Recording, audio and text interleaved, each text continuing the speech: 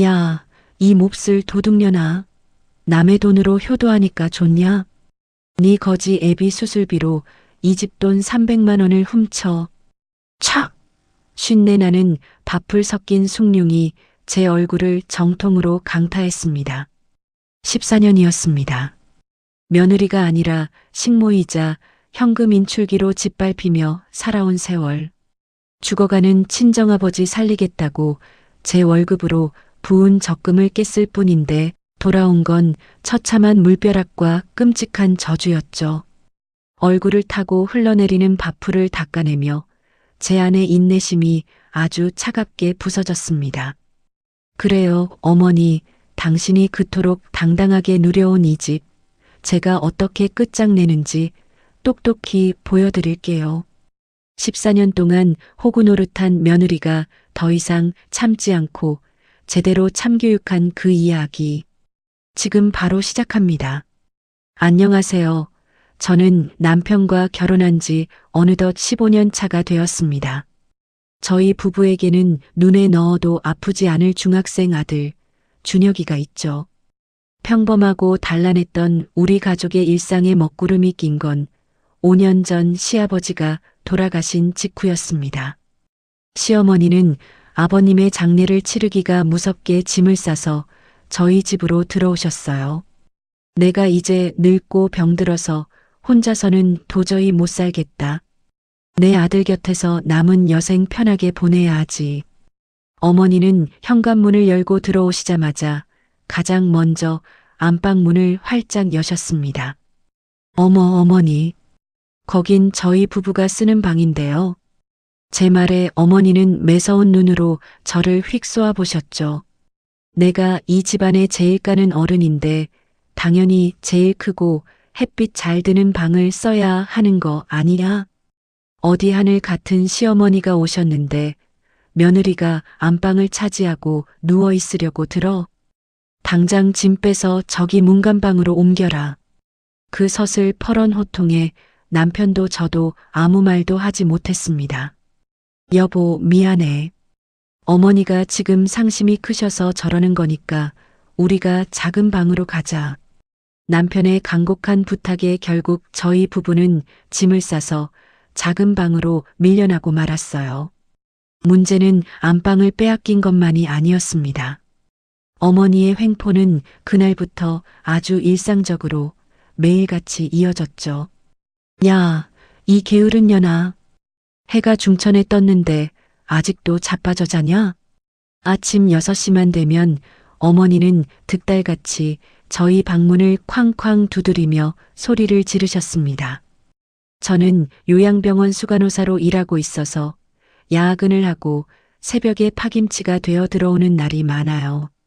하지만 어머니에게 제 사정은 아무런 상관이 없었죠. 어머니, 저 오늘 새벽 3시에 들어왔어요. 조금만 30분만 더 자면 안 될까요? 제가 눈도 못 뜬 채로 애원하면 어머니는 문을 벌컥 열고 들어와 이불을 냅다 걷어차셨습니다. 어디서 며느리가 시어머니 밥도 안 차리고 늦잠을 자려고 들어. 요즘 것들은 어른 무서운 줄을 몰라. 내가 동네방네 전화해서 내 며느리가 나 굶겨 죽이려고 한다고 소문이라도 내야 정신을 차릴래? 결국 저는 무거운 몸을 이끌고 주방으로 나가 꾸벅꾸벅 졸며 아침상을 차려야만 했습니다.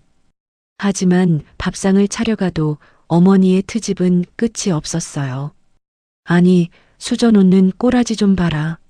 시어머니 밥상에 숟가락을 이따위로 놔. 너 내가 만만하냐?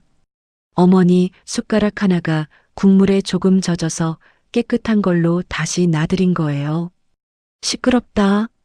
어디서 어른이 말씀하시는데 말대꾸야.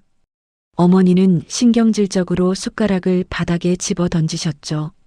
챙그랑 하고 숟가락이 부딪히는 소리가 아침마다 제 가슴을 후벼 팠습니다. 남편이 헐레벌떡 뛰어나와 어머니를 말렸어요. 엄마, 아침부터 왜 또 이러세요? 당신 어제 야근하고 와서 피곤한데 일찍 일어나서 밥 차려준 거잖아요. 뭐야? 너 지금 마누라 편드는 거냐? 내가 며느리한테 밥 얻어먹기가 더러워서 진짜.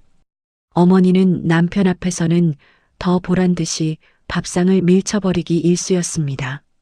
하지만 육체적인 고단함보다 저를 더 미치게 만든 건 바로 돈 문제였어요. 어머니는 아버님이 남기신 사망보험금에 매달 나오시는 연금까지 합치면 달마다 120만 원 정도의 수입이 있으십니다. 하지만 그 돈은 철저하게 본인 통장에 꽁꽁 숨겨두고 생활비로는 단 1원도 내지 않으셨죠. 그러면서 제 월급은 마치 당신의 돈인 것처럼 낱낱이 감시하고 참견하셨어요. 어느 날 제가 출근길에 바를 스킨로션을 하나 새로 사온 적이 있습니다. 화장대를 보신 어머니가 거실로 저를 득달같이 불러내셨죠. 야, 너 이거 또 새로 샀어? 남편이 뼈 빠지게 벌어온 돈으로 화장품이나 처바르고 다니니까 좋냐? 얼굴에 금칠이라도 하려고 그래. 기가 막혔습니다. 어머니, 이거 제 월급으로 산 거예요. 그리고 저도 밖에서 일하는 사람인데 스킨로션 하나 못 사나요? 제 대답에 어머니는 어이없다는 듯 코웃음을 치셨어요. 웃기고 자빠졌네. 며느리 돈이 따로 있고 아들 돈이 따로 있냐? 다 내 아들 주머니에서 나오는 이 집 돈이지. 어디서 감히 내 아들 돈을 펑펑 쓰고 지랄이야. 사실 수간호사인 제 월급이 남편의 월급보다 훨씬 많습니다. 하지만 어머니는 그 사실을 알면서도 철저하게 모른 척 하셨죠. 심지어 매달 월급날이 되면 어머니는 아주 당당하게 손을 내미셨어요. 야, 오늘 25일이지? 내 용돈 50만 원 당장 입금해라. 어머니, 저번 달에 생활비가 많이 나와서 이번 달은 좀 빠듯해요. 30만 원만 드리면 안 될까요? 제 말에 어머니는 눈을 부라리며 방바닥을 치셨습니다. 뭐? 30만 원? 내 아들이 뼈 빠지게 벌어다 주는 돈으로 편하게 먹고 사는 주제에 시어머니 용돈 50만 원이 아까워? 너 진짜 독한 년이구나. 내가 동네 사람들한테 며느리가 시어머니 용돈 깎는다고 다 떠들고 다녀야 속이 시원하겠어. 매번 이런 식의 억지와 생떼가 계속되었습니다. 여보, 그냥 어머니 달라는 대로 드려. 내가 내 용돈 아껴서 보탤 테니까 싸우지 마. 남편은 항상 제 눈치를 보며 상황을 무마하려고만 했어요. 저는 저만 바라보는 남편과 아들 준혁이를 생각해서 그리고 시어머니도 어르신이니까 언젠가는 알아주시겠지 하는 마음으로 어금니를 꽉 깨물고 참았습니다. 하지만 제 인내심을 비웃기라도 하듯 어머니의 횡포는 하루가 다르게 점점 더 도를 넘고 있었습니다. 제 고향은 충남 서산의 작고 조용한 시골 마을입니다. 친정아버지는 그곳에서 평생 흙먼지를 마시며 농사를 지어오셨죠. 제가 20살 되던 해에 친정어머니가 병으로 일찍 세상을 떠나셨어요. 그 후로 아버지는 홀로 묵묵히 밭을 일구며 저를 간호사로 키워내셨습니다. 굽은 등과 굳은 살 박인 아버지의 손을 생각하면 늘 가슴 한구석이 아려옵니다. 그래서 저는 결혼 후에도 매달 30만 원씩 아버지께 생활비를 보내드리고 있었어요. 풍족하지는 않아도 홀로 계신 아버지의 약값이라도 보태고 싶은 딸의 마음이었죠. 하지만 시어머니가 저희 집에 들어오신 후부터는 그마저도 죄인이 된 것처럼 숨어서 해야 했습니다. 그러던 어느 주말 저녁이었습니다. 제가 설거지를 하느라 잠시 식탁 위에 핸드폰을 올려둔 게 화근이었죠. 은행 앱 알림이 떠있는 제 핸드폰 화면을 거실을 지나가던 어머니가 보고 마신 겁니다. 야, 이은주. 갑자기 집안이 떠나가라 소리를 지르는 어머니의 목소리에 저는 깜짝 놀라 주방에서 뛰어나왔습니다. 어머니, 왜 그러세요? 무슨 일 있으세요? 고무장갑에 물을 뚝뚝 흘리며 다가간 제 얼굴에 어머니는 제 핸드폰을 들이밀며 소리치셨어요. 너 이 돈 뭐야? 매달 30만 원씩 친정 애비한테 돈을 빼돌렸어.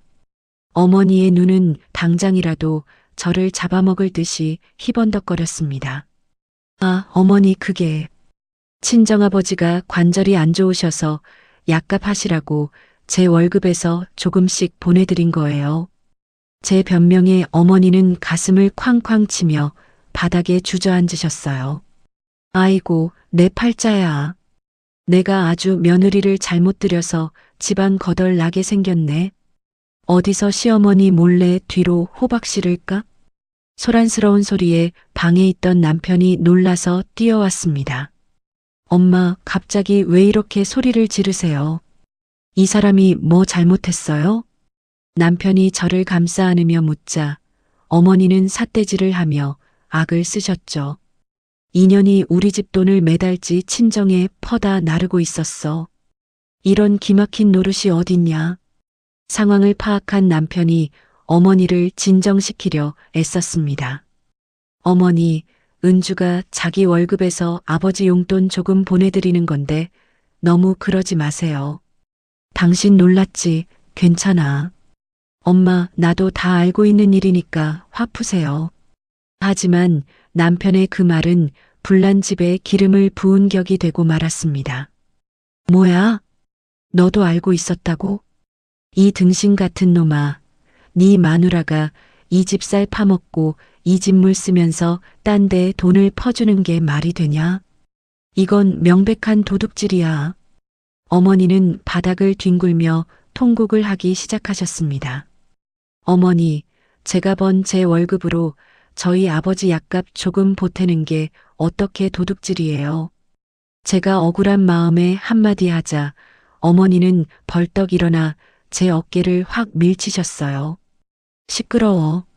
시집을 왔으면 넌 이제 우리 집 사람이야. 네 돈이 어딨어.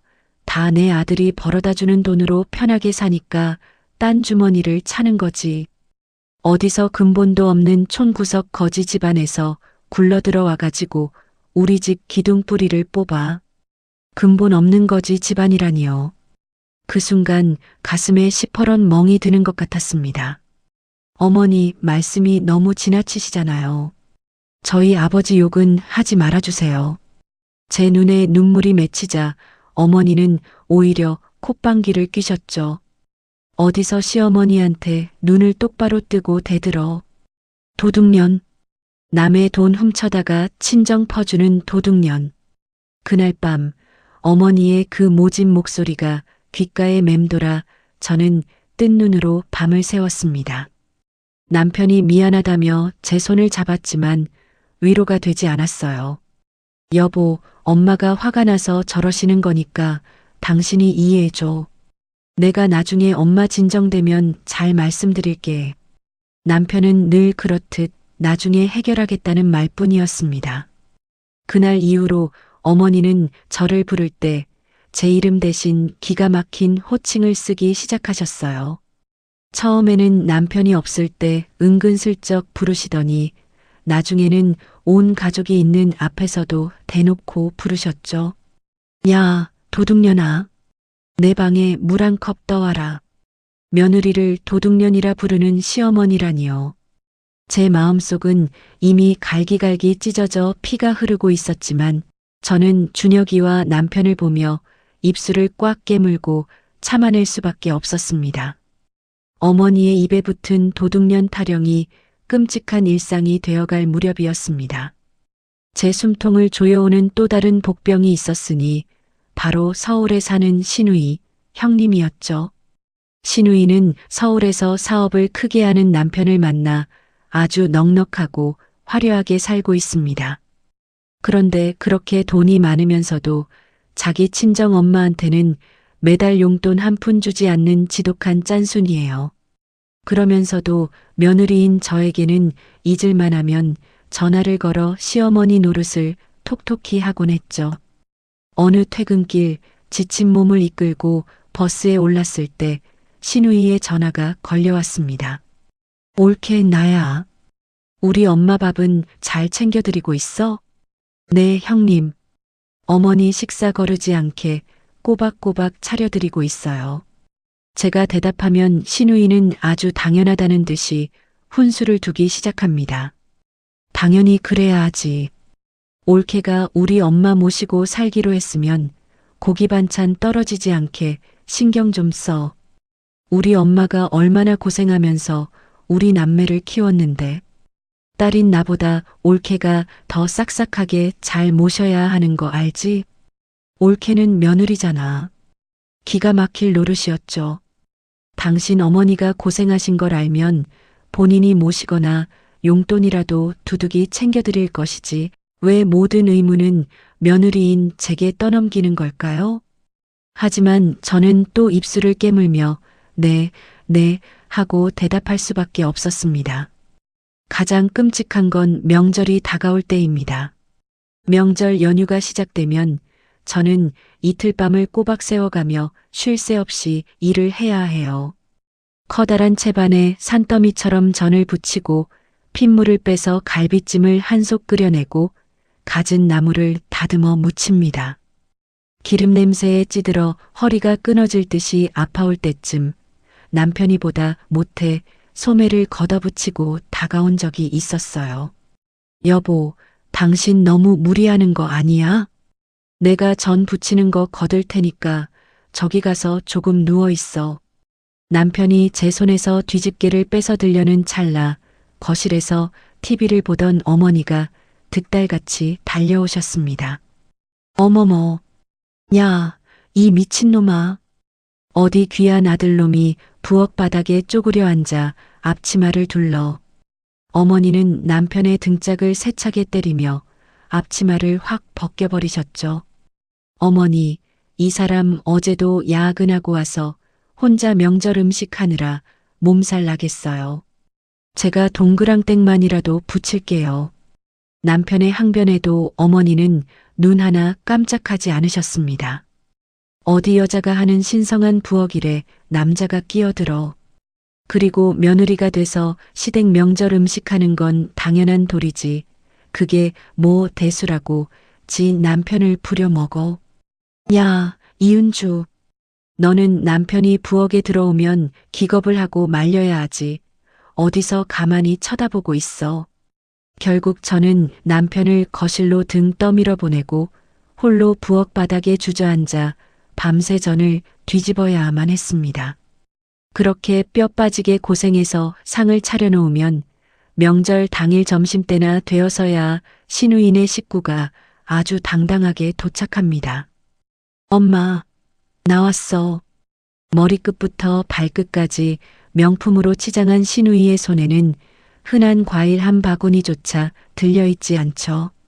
어머니는 버선발로 뛰어나가 딸을 맞이하십니다. 아이고, 우리 예쁜 딸. 먼 길 오느라 고생했지? 올케, 우리 밥 좀 줘. 우리 현정이랑 애들 배고프다는데 당장 밥부터 먹자. 저는 허리 한번 제대로 펴지 못한 채 불이 나게 상을 차려 시누이 식구들 앞에 대령했습니다.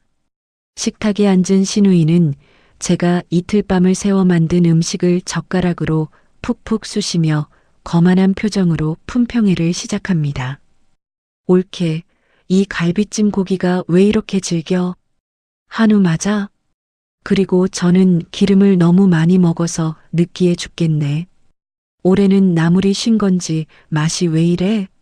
작년보다 맛이 영 못하다, 진짜. 시누이의 얄미운 입술에서 나오는 말들은 하나같이 제 가슴을 빗으로 찌르는 것 같았습니다. 그러자 옆에서 밥을 먹던 어머니가 아주 신이 나서 맞장구를 치셨죠. 내 말이 그 말이다. 저 도둑년이지 친정 애비한테 돈 빼돌리느라 바빠서 시댁 명절상에는 아주 싸구려 고기를 사다 쓴 게 분명해. 엄마, 진짜야? 어머머, 웬일이니? 올케 돈 잘 번다고 유세 떨더니 우리 엄마 몰래 친정에 돈 갖다 바치고 있었어? 기가 막혀서 진짜 우리 엄마 불쌍해서 어떡해. 두 모녀가 식탁에 마주 앉아 낄낄거리며 저를 조롱하고 비웃는 소리가 집안을 가득 채웠습니다. 어머니, 형님, 이거 다 어제 오늘 장 봐서 정성껏 만든 거예요. 싸구려 고기라니요. 어떻게 그런 말씀을 하세요. 제가 억울함에 목이 메어 한마디 하자 신우이는 눈을 동그랗게 뜨고 저를 쏘아붙였습니다. 어머, 옳게. 지금 우리 엄마한테 말대꾸하는 거야? 어디서 며느리가 눈을 똑바로 뜨고 어른한테 대들어. 엄마, 며느리 버릇을 어떻게 들인 거야? 아주 시어머니를 알기를 우습게 하네. 저는 부들부들 떨리는 손을 앞치마에 닦으며 입술을 피가 나도록 꽉 깨물었습니다. 제가 상을 다 치우고 과일까지 깎아 대령하는 동안 신우이는 소파에 누워 TV를 보며 편하게 쉬고 있었죠. 옳게, 우리 갈 때 싸갈 남은 전이랑 갈비찜 좀 넉넉하게 통에 담아놔. 우리 애들이 옳게 전은 맛없다고 안 먹어도 남편은 술안주로 가끔 먹으니까. 끝까지 저를 무시하고 조롱하는 신우이의 태도에 억장이 무너져 내렸습니다. 남편은 그저 방에서 준혁이와 놀아주며 거실 쪽은 쳐다보지도 못하고 있었어요. 모든 식구들이 떠나고 밤이 깊어서야 남편이 슬그머니 다가와 제 어깨를 주물러 주더군요. 여보, 오늘 하루 종일 정말 고생 많았어. 누나가 좀 철이 없고 얄미워서 그렇지 속에 아기를 품고 그러는 건 아닐 거야. 당신이 속상하겠지만 좀 이해해줘. 어머니도 누나 앞이라 좀 허세를 부리신 걸 거야. 남편의 그 비겁하고 나약한 변명에 저는 할 말을 잃었습니다. 저를 지켜주지 못하면서 항상 이해하라고만 하는 남편이 원망스러웠지만 제 옆에서 새근새근 잠든 아들 준혁이의 얼굴을 보며 저는 또다시 화를 삼켰습니다. 그래, 시어머니도 연세가 있으신 분이고 신우이도 어쩌다 한번 오는 손님이잖아. 내가 조금만 더 참으면 우리 가족 평화롭게 살 수 있을 거야. 저는 그렇게 제 자신을 갉아먹으며 하루하루 무너져가는 참을성을 애써 부여잡고 있었습니다. 명절이 지나고 나서도 시어머니와 신우이가 남긴 모욕은 제 가슴에 아주 깊고 흉측한 생채기로 남아 있었습니다. 하지만 저는 묵묵히 요양병원으로 출근하며 쳇바퀴 같은 일상을 버텨내고 있었죠. 그러던 어느 비오는 평일 저녁이었습니다. 제가 퇴근길에 병원에서 꼭 검토해야 할 서류를 챙겨오지 않아서 발을 동동 구르고 있을 때였어요. 같은 병동에서 일하는 후배 간호사가 마침 저희 동네 쪽으로 퇴근한다며 서류를 집으로 가져다 주겠다고 했죠. 수간호사님, 저 지금 집 앞인데 서류 가져왔어요. 어머, 비도 오는데 너무 고마워. 내가 지금 당장 나갈게. 아니에요. 제가 문 앞까지 올라갈게요. 후배가 저희 집 현관문 앞에 도착해서 초인종을 눌렀을 때 마침 거실에서 TV를 보시던 어머니가 현관 쪽으로 걸어 나오셨습니다. 누구냐? 어머니의 날카로운 목소리에 후배가 깍듯하게 고개를 숙여 인사를 했죠. 안녕하세요, 어르신. 수간호사님 밑에서 일하는 후배 간호사입니다. 서류 전해드릴 게 있어서 잠깐 들렀어요. 어머니는 현관문을 열고 서 있는 후배의 위아래를 훑어보시더니 갑자기 입가에 기괴하고 비릿한 미소를 지으셨습니다. 아이고, 우리 며느리 직장 동료구만. 들어와서 차나 한잔하고 가요. 아닙니다, 어르신. 제가 지금 약속이 있어서 바로 가봐야 해서요. 후배가 손사래를 치며 정중히 거절하는데도 어머니는 기어이 현관문을 활짝 열어젖히고 복도가 쩌렁쩌렁 울리도록 큰 소리로 말씀하셨어요. 우리 며느리가 밖에서는 수간호사랍시고 흰 가운 입고 잘 나가는 척하죠? 근데 집에서는 내 앞에서 아주 설설 기면서 길을 못 펴. 왜 그런 줄 알아요? 우리 며느리는 친정이 아주 찢어지게 가난한 총구석 거지 집안이거든. 배운 거 없는 촌놈 밑에서 커서 그런지 내 밑에서 시집살이는 아주 기가 막히게 싹싹하게 잘해요. 호호. 순간 제 심장이 아득한 바닥으로 쿵 하고 떨어지는 것 같았습니다. 비오는 현관문 앞에 서 있던 후배의 표정이 순식간에 하얗게 굳어버렸죠. 아, 네. 수간호사님, 저 이만 가보겠습니다. 내일 병원에서 봬요.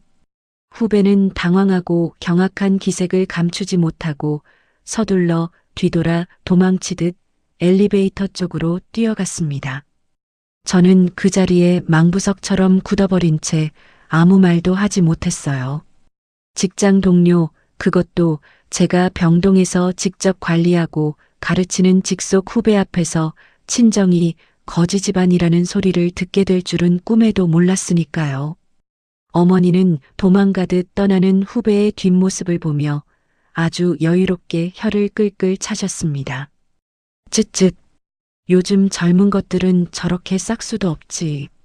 어른이 말을 하면 끝까지 듣고 가야 하지 어디서 휙 돌아서서 가버려. 야, 넌 멍하게 서서 뭐해? 빨리 들어와서 저녁이나 차려.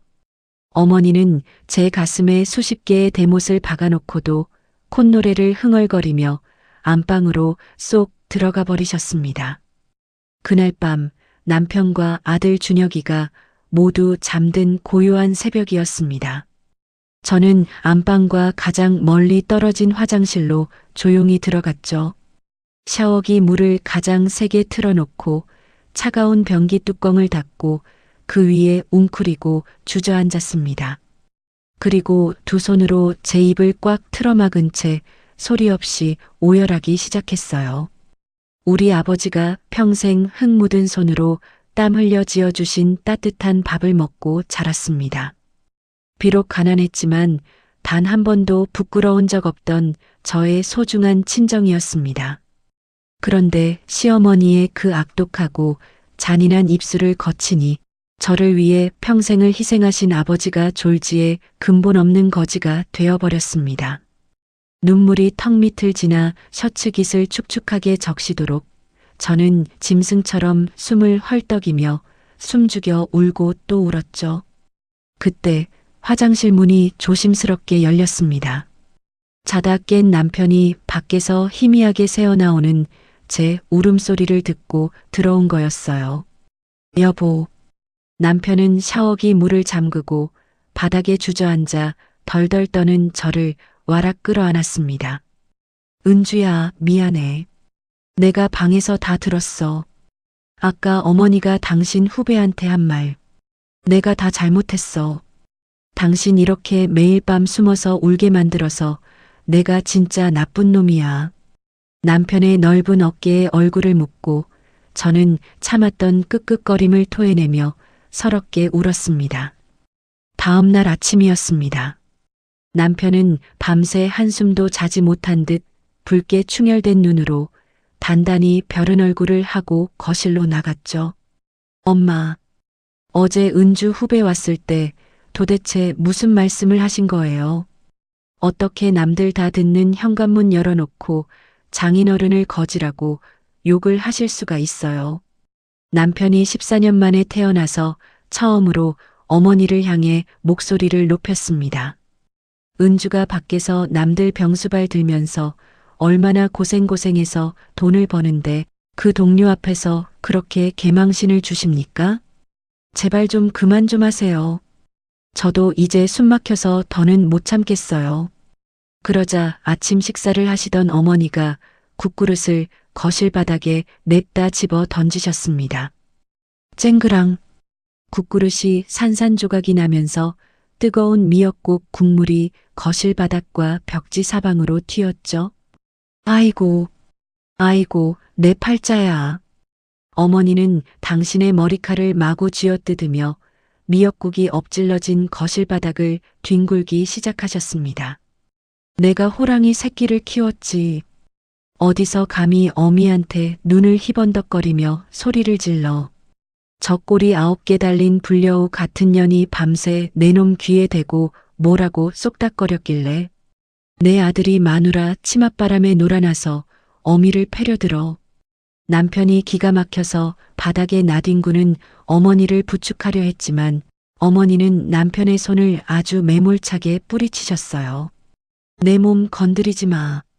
너도 전현이랑 한통속이지? 내가 지금 당장 부녀회장한테 전화해서 내 아들이 마누라한테 꼬임당해서 지 어미를 때려 죽이려고 한다고 동네방네 다 알릴 거다. 어머니는 기어이 바닥에 떨어진 핸드폰을 집어들고 번호를 누르는 신용을 하며 악을 쓰셨습니다. 거실은 온통 깨진 사기 그릇 파편으로 난장판이었고 엎질러진 미역국의 비릿한 냄새가 온 집안에 진동을 했죠. 엄마, 제발 좀 이러지 마세요. 제가 때리긴 언제 때렸다고 동네방네 전화를 하세요. 남편이 펄쩍 뛰며 어머니의 핸드폰을 빼앗으려 하자 어머니는 두 발로 바닥을 쾅쾅 구르며 더 크게 비명을 질렀습니다. 동네 사람들, 우리 아들이 어미를 쳐 죽여요. 저 도둑년이지 남편 시켜서 늙고 병든 시어머니를 길바닥에 내쫓으려고 해요. 그 광기 어린 발악과 억지 앞에서 남편은 결국 두 손을 푹 늘어뜨리고 말았습니다. 어깨가 한없이 축 늘어진 남편은 거실 구석에 주저앉아 머리를 감싸쥐고 깊은 한숨만 내쉬었죠. 저 또한 방문 틈으로 그 끔찍한 아수라장을 지켜보며 온몸의 피가 차갑게 식어가는 것을 느꼈습니다. 더 이상은 남편의 사과 한마디로 덮고 넘어갈 수 있는 수준이 아니었죠. 14년 동안 꾹꾹 짓눌러 담았던 제 안의 인내심, 그 두꺼운 참을성의 두개, 아주 위태롭고 거대한 균열이 쩍하고 갈라지고 있었습니다. 집안은 며칠째 숨막히는 정적이 흐르고 있었습니다. 깨진 뚝배기와 엎질러진 미역국은 치워졌지만 그날의 끔찍한 난장판이 남긴 냉기는 집안 곳곳에 들러붙어 있었죠. 어머니는 툭하면 방문을 쾅쾅 닫으며 시위를 하셨고 저는 그저 숨죽인 채 병원과 집을 오갈 뿐이었습니다. 그러던 어느 날 오후 병동에서 환자 차트를 정리하고 있을 때였습니다. 가운 주머니 속에 들어있던 핸드폰이 미친 듯이 울리기 시작했어요. 발신자는 고향에 있는 친정 큰오빠였습니다. 평소 낮에는 농사일로 바빠 절대 전화를 하지 않는 오빠였기에 순간 가슴이 철렁 내려앉았죠. 급히 복도 끝으로 뛰어가 전화를 받았습니다. 오빠, 웬일이야? 이 시간에 전화를 다 하고. 수화기 너머로 들려오는 오빠의 목소리는 사시나무 떨리듯 심하게 떨리고 있었습니다. 은주야, 은주야, 아버지 쓰러지셨다. 지금 밭에서 구급차 타고 읍내 응급실로 가고 있어. 그 순간 귓가에 B- 하는 이명이 들리며 눈앞이 새하얘졌습니다. 뭐? 아버지가 쓰러지셨다고? 왜? 어디가 어떻게 되신 건데? 나도 몰라. 동네 이장님이 밭에 쓰러져 계신 거 발견하고 119 부르셨대. 숨을 제대로 못 쉬신다더라. 어떡하냐, 은주야. 저는 덜덜 떨리는 손으로 벽을 짚고 간신히 서 있어야만 했습니다. 수간호사라는 직업의 본능이 불길한 예감을 쉴 새 없이 경고하고 있었거든요. 오빠, 일단 진정하고. 내가 지금 당장 내려갈 수는 없으니까 의사 선생님 만나면 정확한 병명이 뭔지 바로 알려줘. 알았지? 전화를 끊고 나서 어떻게 오후 근무를 마쳤는지 기억조차 나지 않습니다. 퇴근길 만원 지하철 안에서 다시 오빠의 전화를 받았을 때 제 불길한 예감은 잔인하게도 적중하고 말았어요. 은주야, 심장판막 협착증이래. 수술 안 하면 당장 위험할 수도 있다는데 당장 수술비가. 의학 지식이 있는 저로서는 그 병명이 얼마나 무서운 것인지 너무나 잘 알고 있었습니다. 판막이 좁아져 심장이 제 기능을 못하는 상태. 당장 가슴을 열고 판막을 교체하는 대수술을 받아야만 살 수 있는 병이었죠. 오빠, 수술비가 얼마나 나온대? 그게 급하게 수술 일정 잡고 입원비까지 하면 당장 1,000만 원 가까이 필요하다는데 내 수중에 지금 돈이 한 푼도 없어서 어떡하냐. 오빠는 수화기 너머로 엉엉 소리내어 울기 시작했습니다. 오빠네도 비닐하우스 농사가 망해서 빚더미에 앉아있는 처지라는 걸 제가 누구보다 잘 알고 있었어요. 오빠 울지 마. 내가 어떻게든 해볼게. 일단 수술 동의서부터 쓰고 날짜 잡아. 돈은 내가 당장 융통해 볼 테니까. 전화를 끊고 저는 지하철역 구석에 쪼그려 앉아 통장 잔고를 확인했습니다. 제 월급 통장에는 당장 쓸 수 있는 현금이 얼마 남아있지 않았어요. 매달 생활비에 시어머니 용돈 50만 원에 남편 대출금 이자까지 내고 나면 남는 게 없었으니까요. 유일하게 남은 건 아들 준혁이가 나중에 대학에 가면 등록금으로 쓰려고 제 이름으로 몰래 붓고 있던 적금 하나뿐이었습니다. 선택의 여지가 없었죠. 아버지가 당장 심장이 멈춰 돌아가시게 생겼는데 적금이 대수겠습니까? 그날 밤 저는 집으로 돌아와 남편을 작은 방으로 조용히 불렀습니다. 어머니가 안방에서 TV를 보고 계셨기 때문에 저희는 문을 꼭 닫고 숨죽여 이야기해야 했어요. 여보, 우리 아버지가 오늘 쓰러지셨대. 제 말에 남편의 눈이 휘둥그레졌습니다. 뭐? 장인어른이 쓰러지셨다고? 어디가 안 좋으신 건데? 심장 판막 쪽이래. 당장 수술 안 하시면 위험해서 내일 모레 바로 수술 들어가야 해. 저는 붉어진 눈시울을 애써 참으며 남편의 손을 잡았습니다. 여보, 오빠네도 지금 형편이 안 돼서 수술비를 댈 수가 없대. 그래서 말인데, 내가 준혁이 대학 등록금 하려고 붓고 있던 적금 있잖아. 그거 300만 원 모았던데 오늘 해지했어. 오빠가 빚을 내서라도 반절은 어떻게든 구해보겠다고 해서 내가 300만 원만 보태기로 했어. 당신한테 미리 상의 못하고 적금 깨서 미안해. 남편은 펄쩍 뛰며 제 어깨를 감싸 안았습니다. 미안하긴 뭐가 미안해. 당연히 보내야 하지. 장인어른 목숨이 달린 수술비인데 돈이 문제야? 당신 적금 깬 걸로 모자라면 내 마이너스 통장이라도 뚫어서 더 보내드리자.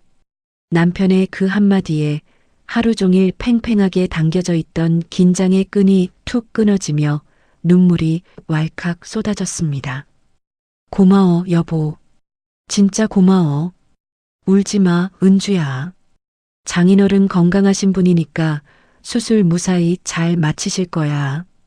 어머니 귀에 들어가면 또 시끄러워질 테니까 조용히 당신 선에서 오빠한테 송금해드려. 내가 옆에서 잘 챙길게. 남편은 제 눈물을 닦아주며 따뜻하게 다독여 주었습니다. 저는 남편을 품에 안고 소리 없이 울며 핸드폰 뱅킹 앱을 열었죠.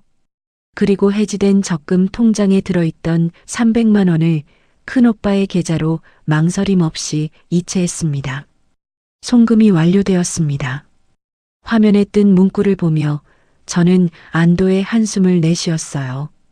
비록 우리가 악착같이 모은 소중한 적금이었지만 아버지를 살릴 수만 있다면 그깟 돈은 수백 번이라도 다시 벌 수 있다고 다짐했습니다. 어머니 모르게 조용히 처리했으니 아버지가 수술을 무사히 마치시고 나면 주말에 조용히 병문안을 다녀와야 하겠다고 생각했죠.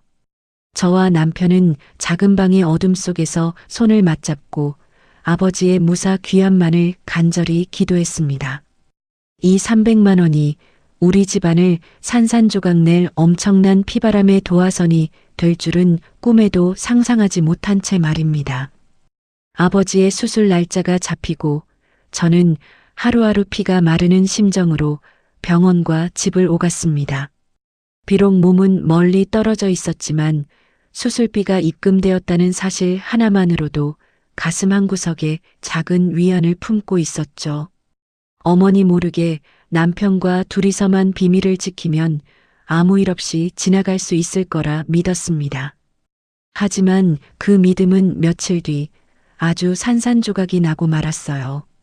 퇴근 후 허둥지둥 저녁 밥상을 차리고 있던 참이었습니다. 된장찌개를 끓이고 식탁 위에 수저를 놓고 있는데 안방 문이 벌컥 열리더니 어머니가 거실로 성큼성큼 걸어 나오셨죠.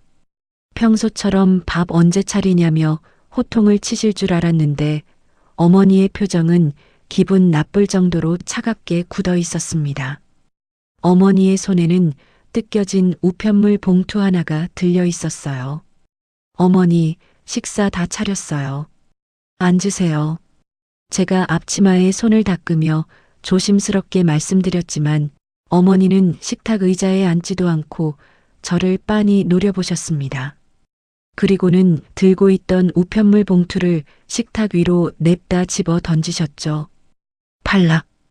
봉투에서 빠져나온 종이 한 장이 제 발밑으로 떨어졌습니다. 그건 은행에서 보낸 적금 중도 해지 확인서였어요. 순간 제 심장이 덜컥 내려앉으며 숨이 턱 막혀왔습니다. 은행에서 이런 우편물이 집으로 날아올 줄은 꿈에도 몰랐고 무엇보다 제 이름으로 온 우편물을 어머니가 마음대로 뜯어보셨다는 사실에 눈앞이 아찔해졌죠. 300만 원. 어머니의 입술 사이로 서늘한 목소리가 새어나왔습니다. 네가 기어이 그 아까운 적금을 깨서 친정 애비한테 돈을 보냈다며. 제 손끝이 파르르 떨리기 시작했습니다. 어머니는 이미 모든 것을 다 알고 계셨던 거예요. 남편이 거실로 나오다가 그 팽팽한 분위기를 감지하고 멈칫했습니다. 어머니, 그게 저희 아버지가 심장 수술을 당장 하셔야 해서요. 제가 덜덜 떨리는 목소리로 변명을 시작하자마자 어머니의 불호령이 떨어졌습니다. 닥쳐. 집안의 창문이 쩌렁쩌렁 울릴 만큼 끔찍한 고함이었습니다. 어디서 시어머니를 속이고 뒤로 호박 씨를까? 남의 돈으로 효도하는 도둑년. 이 집에서 처먹고 자면서 이 집 돈 빼돌려서 친정에 퍼주는 도둑년이 이 집에 살고 있어. 어머니는 식탁을 쾅쾅 내리치며 악을 쓰셨습니다. 어머니, 그 돈 남의 돈 아니에요. 그건 제가 매달 월급 쪽에서 제 이름으로 모은 제 적금이에요. 저희 아버지가 당장 돌아가시게 생겼는데 제가 어떻게 가만히 있어요. 저도 모르게 억울함에 목소리가 커졌습니다. 하지만 어머니는 눈을 무섭게 부라리며 제게 삿대질을 하셨죠. 네 돈이 어딨어. 며느리 주제에 이 집구석에 네 돈이 따로 있냐. 내 아들이 뼈 빠지게 벌어먹여 주니까 네가 배가 불러서 푼 돈 모아놓고 잘난 척하는 거지. 그걸 몰래 꺼내서 친정 거지 애비한테 퍼줘? 그게 도둑질이지 뭐야. 당장 가서 그 돈 다시 뺏어와. 기가 막혀서 말이 나오지 않았습니다. 제가 번 돈으로 모은 제 적금을 죽어가는 친정아버지 살리는 데 썼다는데 그게 왜 도둑질이라는 걸까요? 그때 뒤에서 듣고 있던 남편이 황급히 끼어들었습니다. 엄마, 말씀이 너무 심하시잖아요. 지금 장인어른이 당장 심장 수술을 하셔야 되는 아주 위급한 상황이에요. 300만 원 정도는 사위인 저도 당연히 보태야 하는 거 아닙니까? 남편이 제 앞을 막아서며 어머니를 향해 소리쳤습니다. 내가 다 허락한 일이니까 은주한테 뭐라고 하지 마세요. 그 말을 들은 어머니의 얼굴이 일순간 시뻘겋게 달아올랐습니다. 마치 이성을 잃은 사람처럼 눈동자가 뒤집히는 게 보였죠. 뭐? 너까지 인연한테 꼬여서 어미를 속여. 부모를 부모로 안 보는 놈이 자식이냐? 너희 둘이 짜고 내 돈을 훔쳐다가 저 총구석 거지 집안에 갖다 바쳐. 그리고 어머니가 갑자기 식탁 위로 두 손을 뻗으셨습니다. 어머니는 제가 방금 차려놓은 밥상 위에서 물이 가득 담긴 커다란 대접을 덥석 집어 드셨어요. 그 안에는 드시다 남긴 차가운 숭늉물과 밥풀들이 섞여 있었죠. 이 몹쓸 도둑년아. 촥! 순식간에 벌어진 일이었습니다. 피할 틈도 없이 차갑고 묵직한 물기둥이 제 얼굴을 정면으로 강타했습니다. 아! 숨을 들이마시다 물을 삼킨 저는 캑캑거리며 기침을 토해냈습니다. 찬물이 제 머리카락과 이마를 타고 주르륵 흘러내렸어요. 눈을 뜰 수조차 없었습니다. 시큼하게 쉰내 나는 물과 질척이는 밥풀, 그리고 된장국 국물이 섞인 그 더러운 물이 제 하얀 블라우스 깃을 적시며 속옷까지 차갑게 스며들었죠. 얼굴에 들러붙은 밥풀 하나가 툭 떨어져 바닥에 뒹굴었습니다. 저는 그 자리에 굳은 채로 단 한 발자국도 움직이지 못했습니다. 너무나 거대한 충격과 끔찍한 모멸감에 온몸의 피가 역류하는 것 같았어요. 머릿속이 하얗게 비워지며 주변의 모든 소리가 아득하게 멀어졌습니다. 엄마, 지금 무슨 짓을 하신 거예요? 남편이 경악하며 소리를 지르고 제 얼굴을 수건으로 닦아주려 허둥대는 모습이 슬로 모션처럼 보였습니다. 그때 작은 방 문이 벌컥 열리며 아들 준혁이가 뛰어나왔어요. 할머니, 왜 우리 엄마한테 그래요? 할머니가 뭔데 우리 엄마 얼굴에 물을 뿌려요. 중학생인 준혁이가 제 앞을 막아서며 두 주먹을 꽉 쥐고 어머니를 노려보았습니다. 손주가 며느리 편을 들며 대들자 어머니는 완전히 이성을 놓아버리셨죠. 아이고, 내 팔자야. 이 집안에 내 편은 하나도 없어. 남편놈이나 자식놈이나 다 저 독사 같은 년한테 물들어서 나를 잡아먹으려고 들어. 어머니는 바닥에 주저앉아 가슴을 치며 통곡을 하기 시작하셨습니다. 하지만 저는 우는 어머니를 달래지도 남편의 수건을 받지도 않았습니다. 그저 얼굴에 묻은 밥풀을 손등으로 천천히 닦아내고는 조용히 몸을 돌려 화장실로 걸어 들어갔습니다. 화장실 문을 잠그고 거울 앞에 섰습니다. 거울 속에는 물에 빠진 생쥐꼴을 한 40대 여자가 서 있었죠. 축축하게 젖은 머리카락, 목덜미에 들러붙은 밥풀 찌꺼기, 그리고 시뻘겋게 충혈된 두 눈. 14년이었습니다.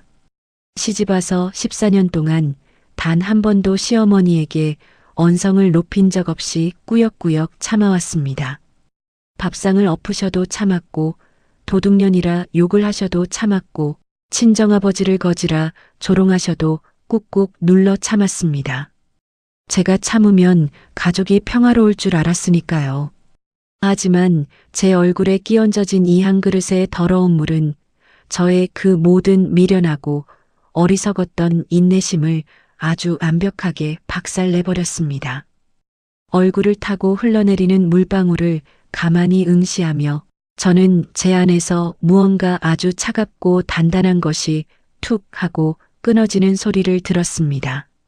눈물은 단 한 방울도 나지 않았습니다. 이미 14년치 눈물은 다 흘려보냈으니까요. 수건으로 얼굴을 닦아내는 제 거울 속 눈빛은 어제와는 전혀 다른 서늘한 온도를 품고 있었습니다. 화장실에서 대충 젖은 머리를 감고 얼굴에 묻은 찌꺼기들을 씻어내고 방으로 돌아왔습니다. 아수라장이었던 거실은 쥐죽은 듯 고요했죠. 어머니는 안방 문을 쾅 닫고 들어가 버리셨고 우리 편을 들었던 준혁이도 제 방으로 들어간 모양이었습니다. 작은 방 문을 열자 남편이 침대 모서리에 넋이 나간 사람처럼 걸터 앉아 있었습니다. 제 인기척에 고개를 든 남편의 두 눈은 이미 벌겋게 핏발이 서 있었어요. 여보. 남편의 목소리는 형편없이 갈라지고 덜덜 떨리고 있었습니다. 저는 아무 말 없이 화장대 앞에 앉아 젖은 머리를 수건으로 털어냈습니다. 보통 때 같았으면 저도 남편을 붙잡고 억울하다며 엉엉 소리 내어 울었겠죠. 하지만 이상하게도 눈물은 단 한 방울도 나오지 않았습니다. 오히려 가슴속에 맺혀있던 뜨거운 응어리들이 아주 차갑게 식어버리는 기분이었어요. 남편이 무거운 발걸음으로 다가와 제 뒤에 섰습니다. 그리고 거울 너머로 저와 텅 빈 시선을 맞추더니 갑자기 제 어깨에 얼굴을 묻고 짐승처럼 오열하기 시작했죠. 내가 잘못했어. 내가 진짜 쳐 죽일 놈이야. 남편의 뜨거운 눈물이 제 얇은 셔츠 위로 뚝뚝 떨어지는 게 느껴졌습니다. 당신 얼굴에 그 더러운 밥풀이 묻어서 떨어지는데 그걸 보는 순간 내 머릿속이 하얗게 부서지는 것 같았어. 내가 도대체 당신한테 무슨 짓을 저지른 건가 싶어서. 남편은 숨을 헐떡이며 자기 가슴을 쾅쾅 내리쳤습니다.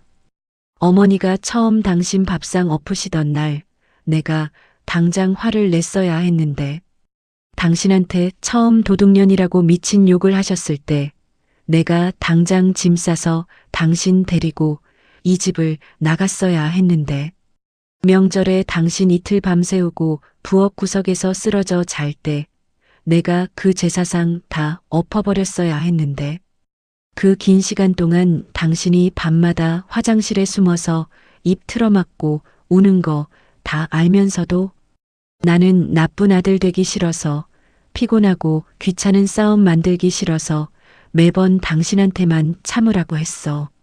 남편의 통곡 섞인 고백은 아주 비참하고 찌질했던 자신의 과거를 낱낱이 파헤치고 있었습니다.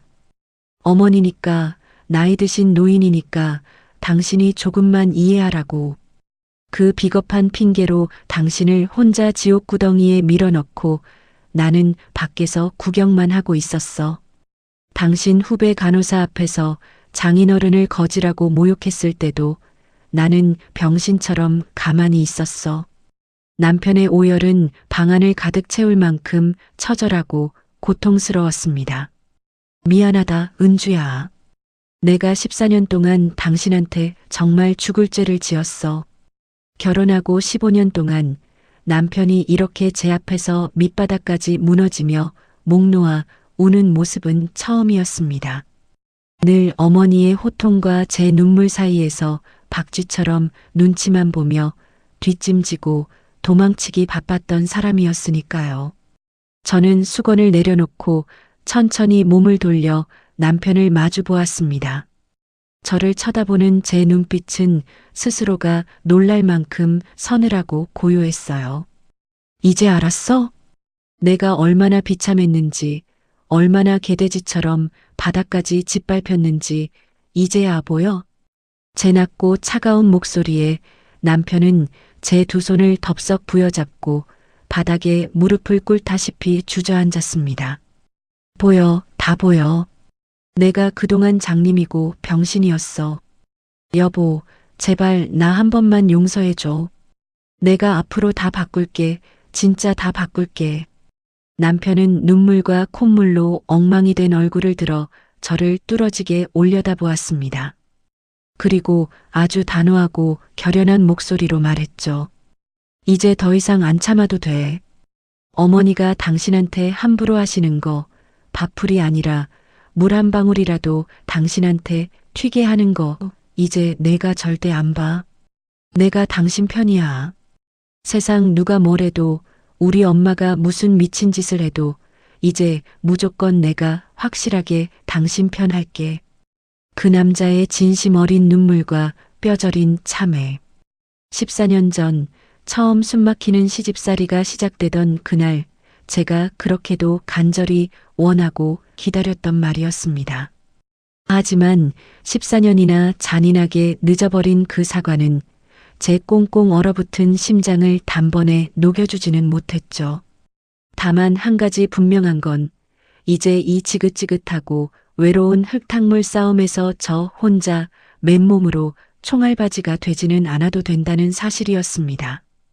남편이 드디어 어머니가 쳐놓은 그 지독하고 견고한 핏줄의 환상에서 깨어나 비로소 제 옆에 나란히 섰으니까요.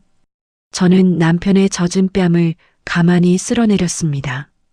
그건 모든 걸 잊고 용서하겠다는 의미의 따뜻한 손길이 결코 아니었습니다. 그저 이제부터 우리 가족을 덮칠 아주 혹독하고 잔인한 폭풍우 속에서 당신도 단단히 마음의 준비를 하라는 서늘하고 무언의 경고였죠. 다음 날 아침이 밝았습니다. 저는 평소처럼 일찍 눈을 떴지만 부엌으로 나가지 않았어요. 매일 아침 6시만 되면 안방 문을 박차고 나와 방문을 쾅쾅 두드리던 어머니도 어젯밤에 난리가 찔리셨는지 쥐 죽은 듯 기척이 없었죠. 저는 침대에 조용히 앉아 지난밤의 일들을 아주 차분하고 냉정하게 복기해 보았습니다. 눈물은 더 이상 한 방울도 나지 않았습니다. 오히려 머릿속에 차가운 얼음물이 끼얹어진 것처럼 모든 상황이 선명하고 또렷하게 보이기 시작했죠. 저는 자리에서 일어나 책상 서랍을 열고 두툼한 서류 봉투 하나를 꺼냈어요. 그 안에는 우리 부부가 살고 있는 이 28평 아파트의 등기부등본이 들어 있었죠. 서류 맨 앞장에 선명하게 적힌 두 사람의 이름을 가만히 손가락으로 쓸어보았습니다. 이은주 그리고 남편. 이 집은 명백한 부부 공동 명의의 재산입니다. 제가 결혼 전부터 악착같이 모았던 적금과 친정아버지가 손에 쥐어주신 1,000만 원, 그리고 제 이름으로 일으킨 대출까지 합쳐서 정확히 절반을 부담한 제 집이었죠. 시어머니는 이 집을 살 때 단돈 1원 한 푼 보탠 적이 없으십니다. 심지어 5년 전 이 집에 짐을 싸들고 들이닥치신 이후로 관리비나 공과금, 쌀 한 포대조차 당신 돈으로 사신 적이 없었어요. 그렇다면 어머니가 정말로 돈이 없어서 아들 집에 얹혀 사시는 걸까요? 천만의 말씀입니다. 아버님이 돌아가시면서 남기신 사망보험금만 해도 꽤 큰 액수였죠. 거기다 매달 꼬박꼬박 나오는 국민연금과 개인연금을 합치면 어머니 통장에는 달마다 120만 원이라는 돈이 들어오고 있었습니다. 어머니는 갈 곳이 없어서, 살 곳이 없어서 아들 부부 집에 들어오신 게 아니었어요. 자신의 돈은 단 한 푼도 쓰기 싫고 며느리가 뼈 빠지게 벌어오는 돈으로 왕비처럼 호의호식하며 대접받고 싶어서 들어오신 거였죠. 자신의 통장 잔고는 하루가 다르게 불려가면서 며느리가 죽어가는 친정아버지 수술비에 보탠 300만 원은 도둑질이라고 길길이 날뛰셨던 겁니다. 그리고 어제 제 얼굴에 정통으로 날아온 그 쉰내 나는 물벼락. 저는 간호사로서 숱한 환자들과 보호자들을 상대해 오며 법적인 테두리와 권리에 대해서도 어느 정도 지식이 있었습니다. 시어머니가 14년 동안 제게 숨쉬듯 퍼부었던 도둑년, 거지 집안 같은 폭언들은 명백한 정서적 학대이자 모욕입니다. 게다가 사람의 얼굴에 밥풀이 섞인 찌꺼기 물을 고의로 집어 던진 행위. 이건 그 어떤 변명으로도 빠져나갈 수 없는 물리적인 폭행죄에 해당하죠. 어머니는 선을 넘어도 한참 넘으신 겁니다. 제가 침대 머리맡에 앉아 등기부등본을 다시 서랍에 넣을 때쯤 남편이 부스스 눈을 떴습니다. 남편은 퉁퉁 부은 붉은 눈으로 저를 보더니 서둘러 침대에서 내려와 제 손을 꽉 잡았죠. 여보, 일찍 일어났네. 어머니 아침밥은 신경 쓰지 마. 내가 이따 알아서 대충 챙길게. 저는 남편의 거친 손을 마주 잡으며 아주 건조하고 단호한 목소리로 말했습니다. 당신, 어젯밤에 나한테 한 말, 무슨 일이 있어도 내 편이 되어주겠다는 그 약속? 진심이지? 남편은 한치의 망설임도 없이 힘차게 고개를 끄덕였습니다. 당연하지. 2번 다시 당신 혼자 그렇게 비참하게 당하게 안 둬. 무슨 일이 있어도 내가 어떻게 욕을 먹더라도 당신 지킬 거야. 그 맹세를 듣고 저는 옅은 미소를 지었습니다. 고마워. 근데 나 이제 더 이상 어제처럼 당하고만 있지는 않을 거야. 어머니가 나한테 하신 짓들 그냥 덮고 넘어갈 생각 추호도 없어. 내가 어떻게 하든 당신은 날 지지해 줄 수 있어. 남편의 동공이 미세하게 흔들리는 게 보였지만 그는 이내 입술을 꽉 깨물며 묵직하게 대답했어요. 알아. 당신 마음대로 해. 어머니가 너무 큰 잘못을 하신 거니까 당신이 어떻게 갚아주든 내가 다 감당하고 따를게. 저는 남편의 그 확고한 다짐을 마지막으로 확인하고는 조용히 자리에서 일어났습니다. 이제 억울하다고 소리치며 감정적인 분노나 슬픔 따위에 낭비할 에너지는 제게 남아있지 않았습니다. 눈물로 호소하고 진심을 알아달라 매달리는 건 말이 통하는 사람에게나 하는 짓이니까요. 제게는 이제 아주 철저하고 이성적인 준비가 필요했습니다. 감정은 완벽하게 배제하고 오직 부정할 수 없는 팩트와 증거만으로 무장해야 했죠. 14년 동안 바보처럼 짓밟히고 굽실거리던 착한 며느리 이은주는 어젯밤 그 차가운 물벼락과 함께 완전히 죽었습니다. 이제는 제 자신과 제 아들, 그리고 제가 피땀 흘려 일군 이 가정을 지키기 위해 피도 눈물도 없는 싸움을 시작해야 할 때였죠. 저는 평소와 다름없이 단정한 차림으로 출근 준비를 마쳤습니다. 거실로 나가보니 안방문은 여전히 굳게 닫혀 있었지만 저는 더 이상 그 문을 바라보며 가슴 졸이거나 두려워하지 않게 되었습니다. 그 문 안에서 저를 노예처럼 부리며 안방마님 행세를 하던 노인이 조만간 자신이 무슨 짓을 저질렀는지 깨닫게 될 테니까요. 저는 그 어느 때보다 가벼운 발걸음으로 현관문을 나섰습니다. 출근길 버스 안에서 저는 두꺼운 노트 한 권을 새로 샀습니다. 간호사라는 직업의 특성상 저는 아주 사소한 환자의 상태의 변화도 꼼꼼하게 기록하는 습관이 있죠. 이제 그 철저한 기록의 대상을 제 시어머니로 바꿀 차례였습니다. 병원 점심시간 저는 텅 빈 휴게실에 앉아 지난 14년간의 흔적들을 하나씩 긁어 모으기 시작했어요. 예전 핸드폰과 낡은 수첩들을 뒤져보니 제가 눈물로 썼던 메모들이 고스란히 남아 있었습니다.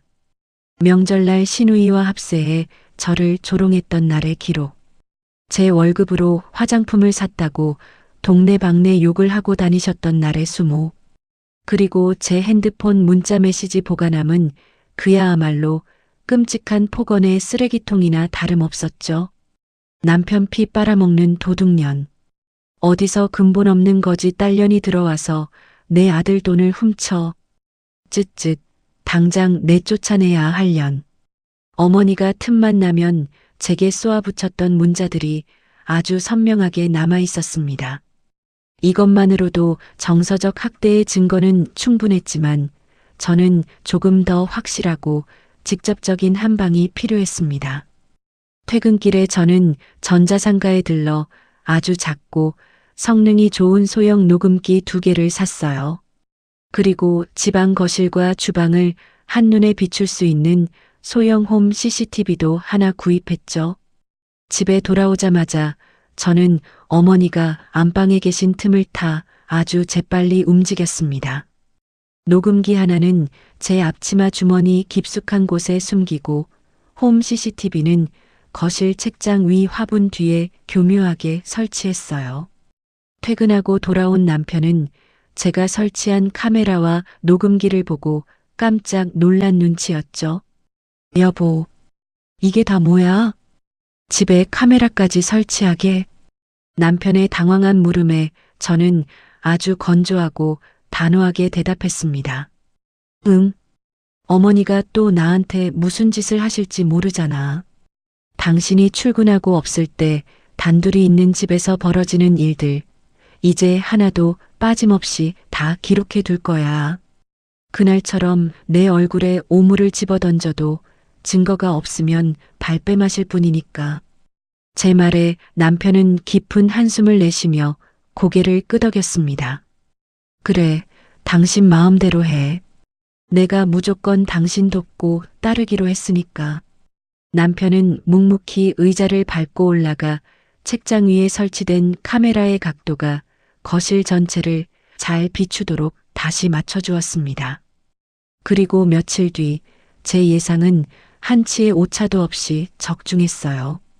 물벼락 사건 이후로 며칠간 방에만 틀어박혀 계시던 어머니가 다시 거실로 기어 나오기 시작하셨죠. 어머니는 그 엄청난 짓을 저질러 놓고도 반성은커녕 기세가 더 등등해지셨습니다. 제가 묵묵히 저녁상을 차려내오자 어머니는 식탁에 앉자마자 코웃음을 치며 빈정거리셨어요. 흥? 어디서 300만 원이나 훔쳐간 도둑년이 뻔뻔하게 얼굴을 들고 밥을 차려? 너는 밥이 목구멍으로 넘어가냐? 제 앞치마 주머니 속에서는 녹음기의 빨간 불빛이 아주 선명하게 돌아가고 있었습니다. 어머니, 그날 저한테 물 뿌리신 건 정말 너무하셨어요. 제가 얼마나 충격을 받았는지 아세요? 제가 일부러 차분하게 묻자 어머니는 숟가락을 탁 내려놓으며 눈을 부라리셨죠. 뭐가 너무해. 시어머니가 화가 나면 물 좀 뿌릴 수도 있지.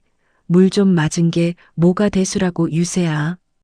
옛날 같았으면 시어머니가 며느리 종아리를 피가 나도록 쳤어.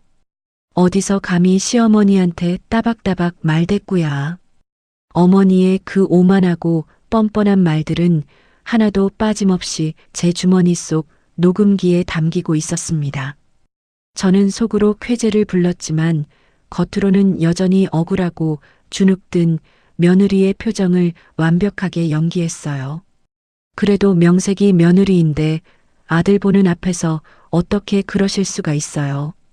저희 아버지 당장 수술비 없어서 돌아가시게 생겼는데 제 돈 좀 쓴 게 그렇게 큰 죄인가요? 제가 짐짓 울먹이며 친정아버지 이야기를 꺼내자 어머니는 기다렸다는 듯이 막말을 쏟아내셨습니다. 아이고 참나. 네 아버지 죽든 말든 내가 알 바 아니야.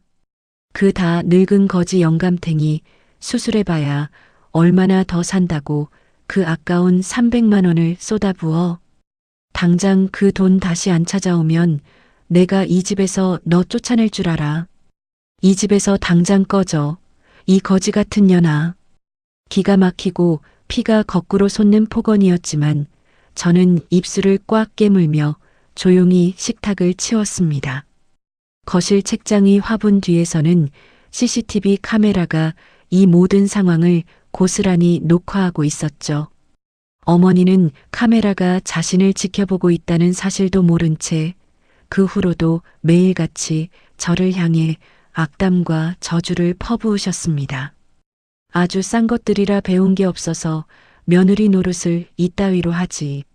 내 아들이 불쌍해서 내가 매일 밤 가슴을 친다 쳐. 어머니의 입에서 나오는 그 모든 더러운 오물 같은 말들은 이제 저를 상처 입히는 칼날이 아니었습니다. 오히려 어머니 스스로를 올가맬 아주 강력하고 완벽한 사슬이 되어 차곡차곡 쌓이고 있었죠. 저는 밤마다 남편이 잠든 후 책상에 앉아 그날의 녹음 파일과 홈 카메라 영상을 정리했습니다. 어머니의 폭언이 담긴 파일들의 제목을 날짜와 시간별로 컴퓨터에 꼼꼼하게 백업할 때마다 제 입가에는 서늘한 미소가 번졌어요. 14년 동안 겪었던 그 끔찍한 수모를 증명할 방법이 없어 벙어리 냉가슴만 쳤는데 이제는 상황이 완전히 달랐습니다.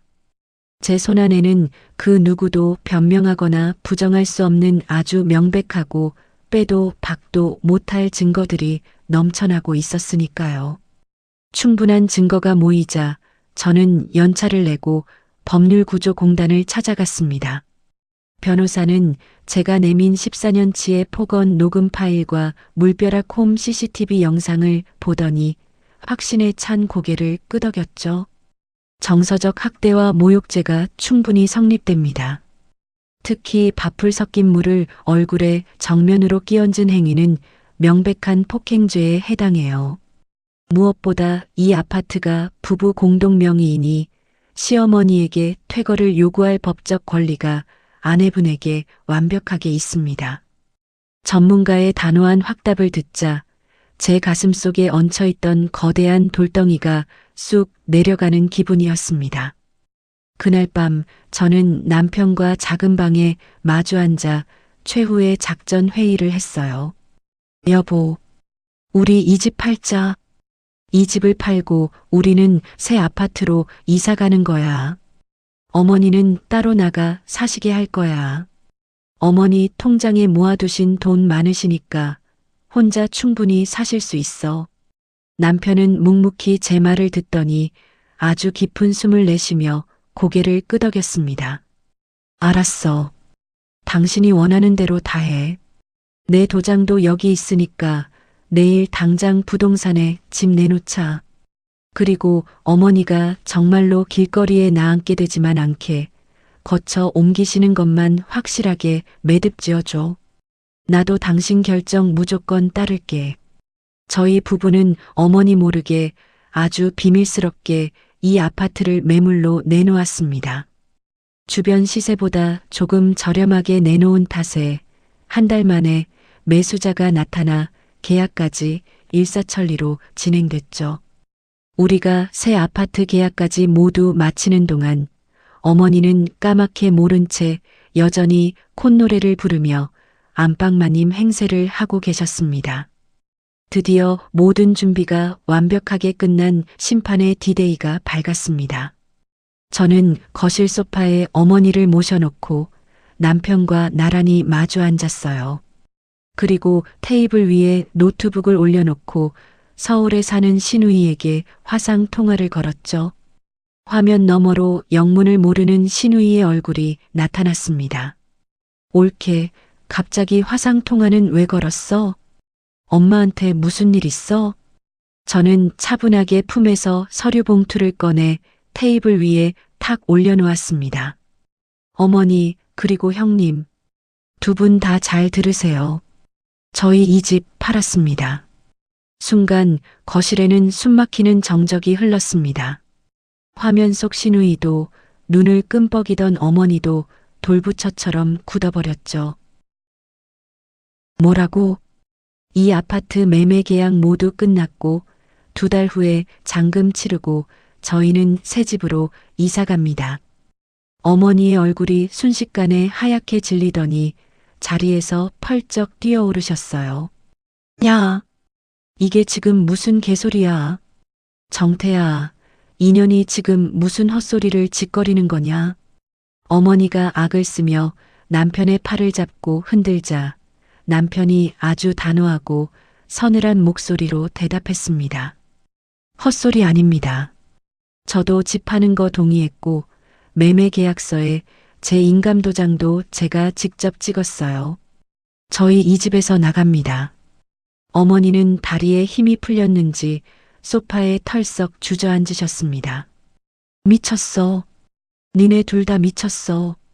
내가 버젓이 살고 있는 집을 내 허락도 없이 니들 맘대로 팔아버려. 저는 어머니를 똑바로 쳐다보며 아주 또박또박 뼛속까지 시리게 말했습니다. 어머니, 이 집은 저와 남편의 공동 명의입니다. 어머니가 이 집에 보태신 돈은 단돈 1원도 없으시잖아요. 14년 동안 생활비도 관리비도 공과금도 한 푼 안 내신 어머니는 법적으로 이 집에 감 나라 배 나라 할 권리가 전혀 없으십니다.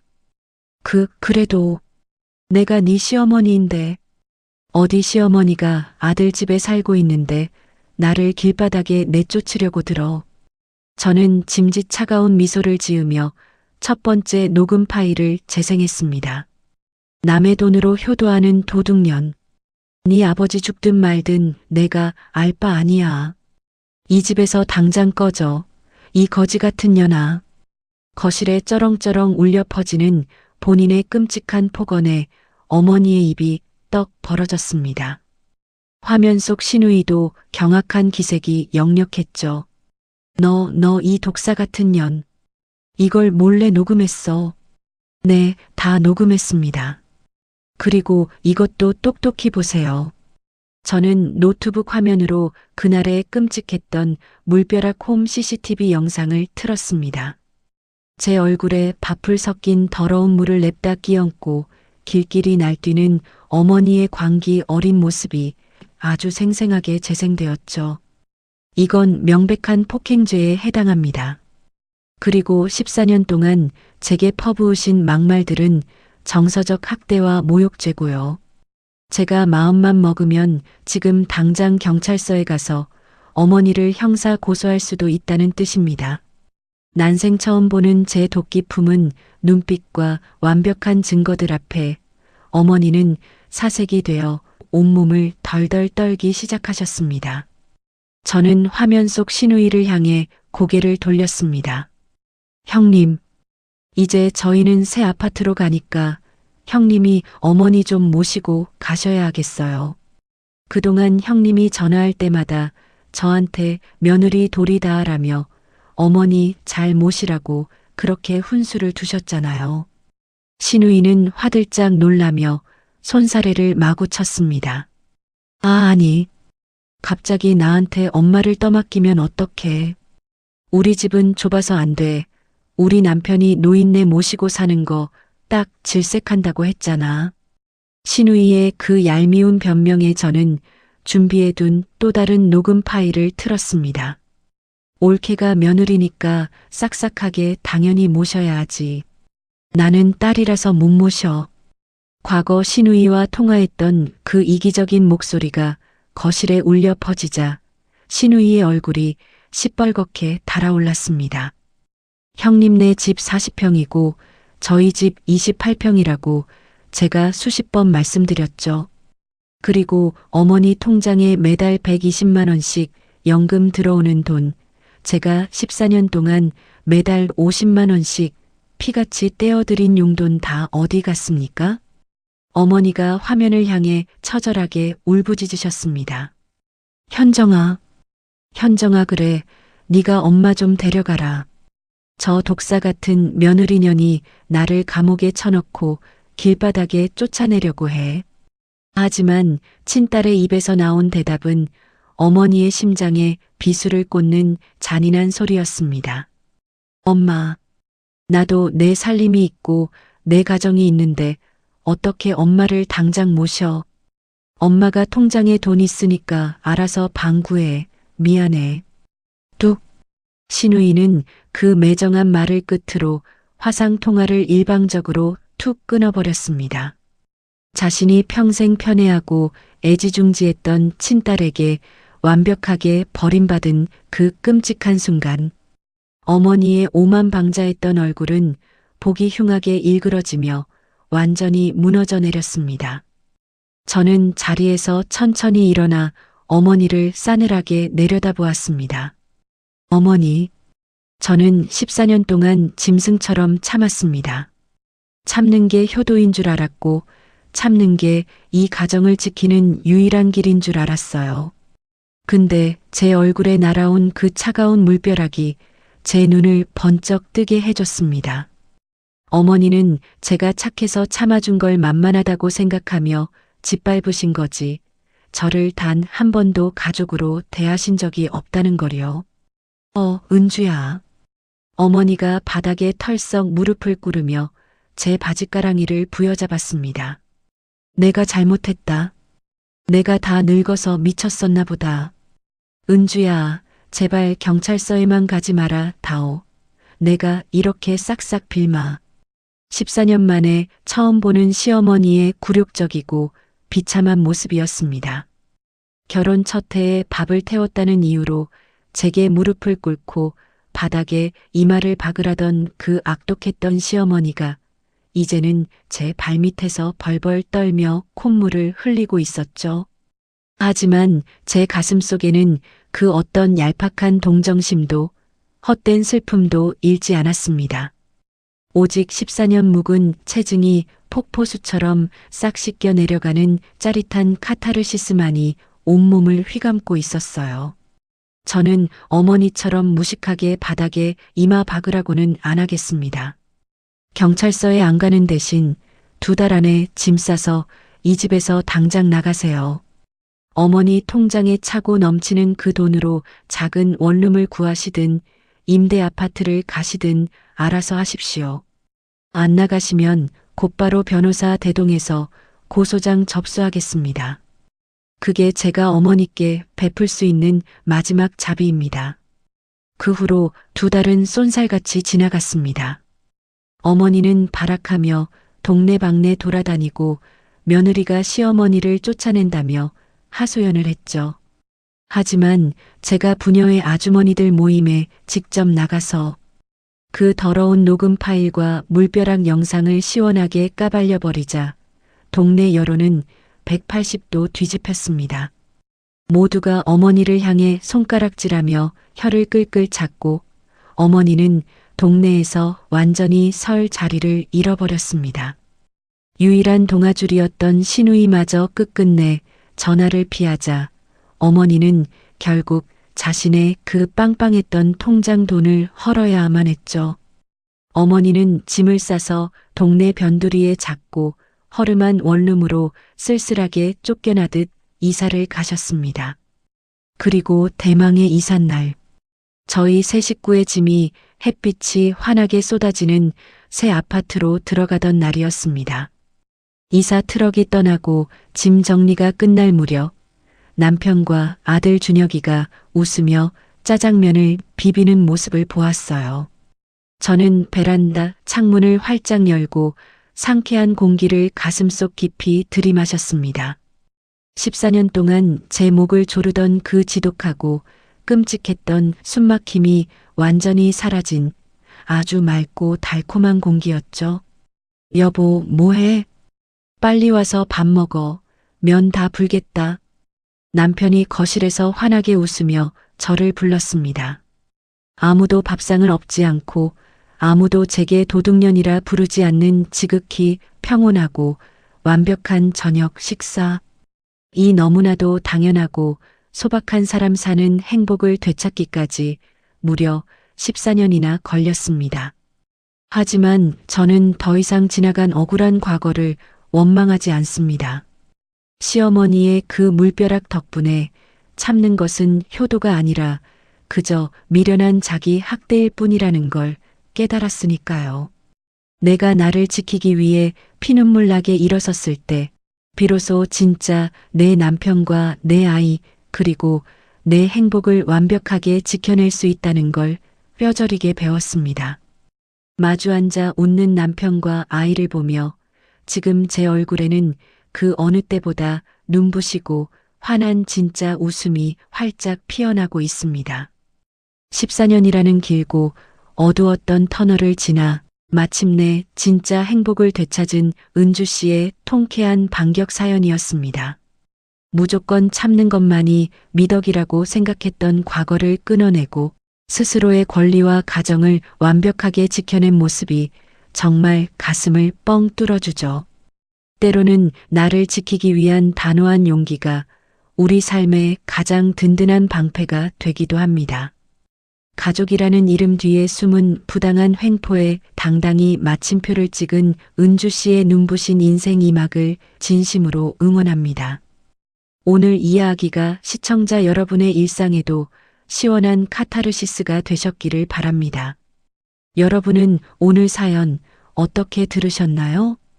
자신과 가족을 위해 아주 용기 있고 지혜로운 결단을 내린 주인공에게 따뜻한 지지와 위로를 보내주세요. 영상 아래 댓글창에 은주씨 멋져요 라고 칭찬과 응원의 글을 남겨주시면 주인공에게 아주 큰 힘이 될 것입니다. 구독과 좋아요, 알림 설정도 꼭 부탁드립니다. 다음 시간에도 속이 뻥 뚫리는 사연으로 다시 찾아오겠습니다.